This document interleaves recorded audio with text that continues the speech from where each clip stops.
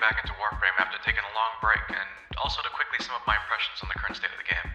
For some context, I spent an unhealthy amount of time playing Warframe after being reintroduced to it around 2016, when the late great Total Biscuit released his My Warframe Relapse video. I had no life the game for a couple of years from then, and until the release of Railjack.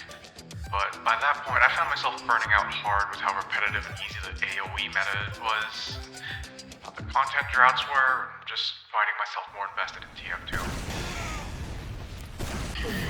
I'd occasionally pop in to see how some of the updates turned out, but even when I'd muster up the drive to make a video or two for that period, the lingering sensation of burnout still stuck with me.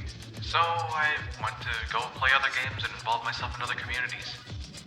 It wasn't until I watched TennoCon 2023 with some friends and saw how sick the trailer for 1999 was that my interest really got sparked again, and I dove back in headfirst with the release of Whispers in the Walls. And I was not disappointed. Whispers in the Walls has been the most fun I've had farming rep for any of the syndicates. Feels like they really ironed out the issues from the last couple of bounty grinds, and the Murmur has to be the most fun faction to fight in the game. No nullifiers, no shield bypassing toxin clouds, or knockdown stun locks. It's so satisfying shooting the arms off of a Kalervan and watching them self-destruct. It's also so cool how the tile set's been populated with all sorts of breakable furniture. It really makes you feel like you're wreaking havoc as you blast through the level. After playing the quest, I had a massive backlog of content waiting for me. The new frames, the primes, and Karnans, Tuviri, reworks, and other mechanical or systemic changes had me excited to explore all the new possibilities. Incarnate weapons have been a breath of fresh air. They give us a level of power used to be limited to Warframe abilities without being as brainless or spammy as the AoE meta. I also love how much more accessible armor reduction's been. Enemy armor has always been such a limiting factor for how viable some builds could be, and giving just about every frame easy access to armor stripping thanks to things like helmet subsumes, augments, even just Emerald Archon shards, has made enemies feel way less damage spongy. I wouldn't say the game's in a perfect state though.